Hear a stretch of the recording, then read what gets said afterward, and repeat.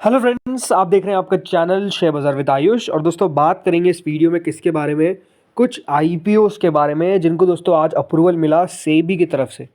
उसमें से एक आईपीओ ऐसा भी है जिस आईपीओ के अंदर दोस्तों शेयर होल्डर कोटा भी रहने वाला है।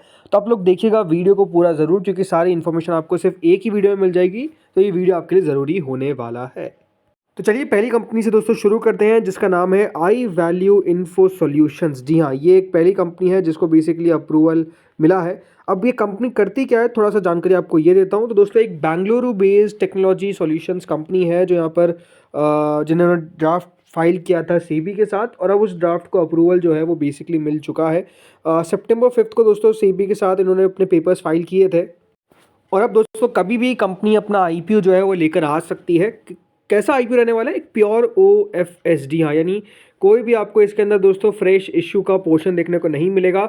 सिर्फ ये एक ओएफएस है जिसमें कंपनी 1.87 करोड़ शेयर्स अपने बेचती हुई नजर आएगी। एग्जैक्ट साइज अभी दोस्तों मालूम नहीं है, बिकॉज सिर्फ शेयर्स का डेटा हमारे सामने निकल कर आता है।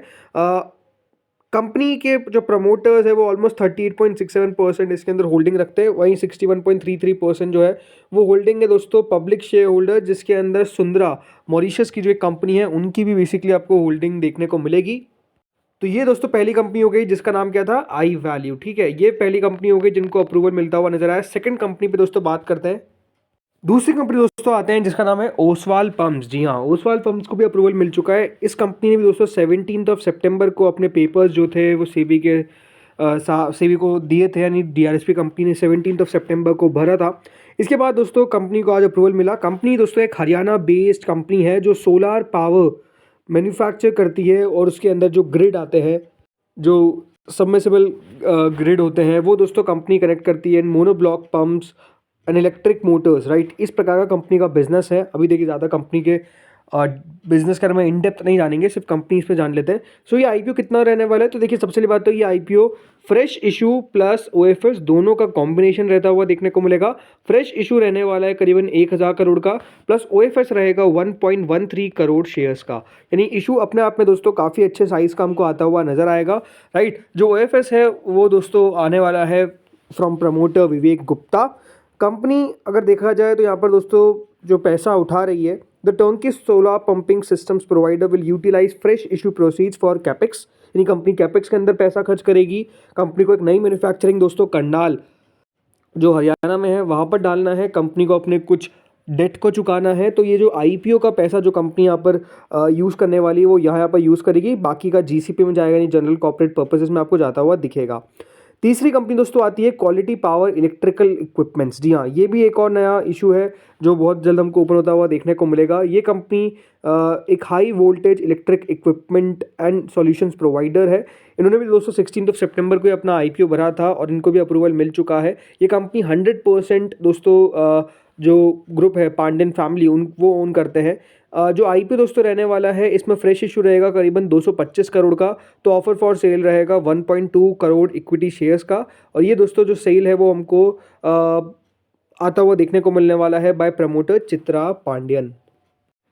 इसके बाद दोस्तों अगली कंपनी आती है जिसका नाम है क्या, स्क्लॉस बैंगलोर। जी हाँ, स्क्लॉस बैंगलोर ये एक और नई कंपनी है जिसको दोस्तों आज अप्रूवल मिलता हुआ देखने को मिला है। ये one of the biggest issues होने वाला है। जो 6 कंपनीज है उनमें उनकी बात कर रहा हूँ।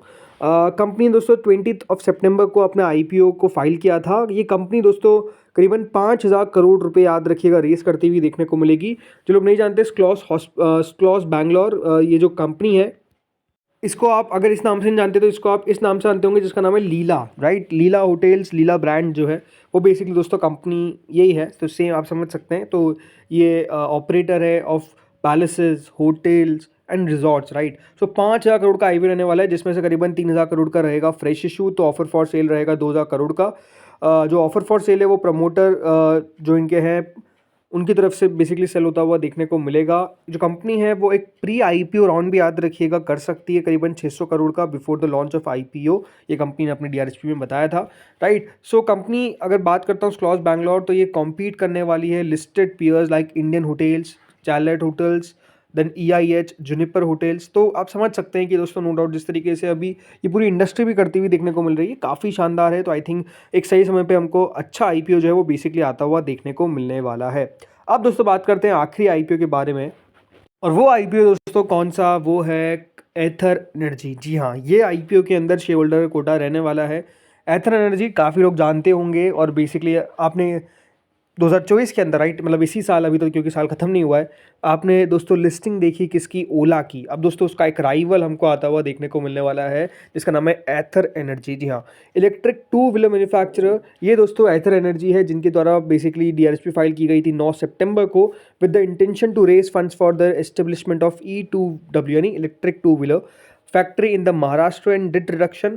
कंपनी जो है दोस्तों काफ़ी बड़ा आईपीओ लेकर ये भी आएगी। करीबन 3100 करोड़ का तो देखिए फ्रेश इशू रहने वाला है, प्लस 2.2 करोड़ इक्विटी शेयर्स का ओएफएस आपको देखने को मिलेगा।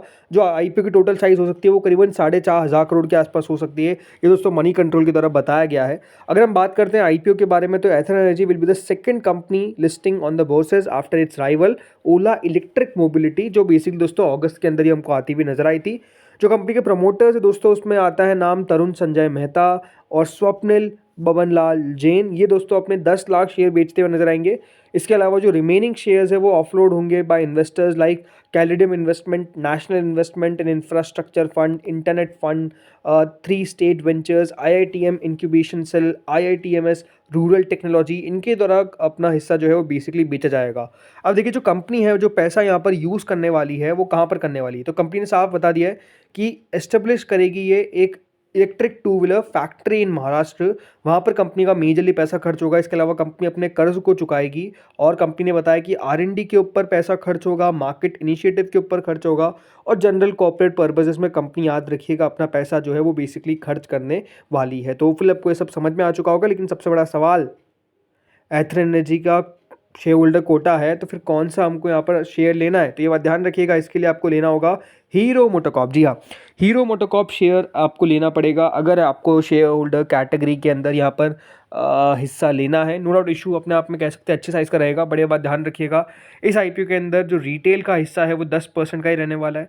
तो अगर 4,500 करोड़ का ये आईपीओ होता है तो उसमें रिटेल का हिस्सा होता है ओनली 450 करोड़, प्लस और भी हमको कम होता हुआ नजर आएगा because of the shareholder quota. अब शेयर होल्डर कोटा कितना रह सकता है, तो देखिए कंपनी ने ऐसा कोई बताया नहीं कि 10% रहेगा या फिर कंपनी अपने हिसाब से चुनेगी, वो देखने वाली बात होगी।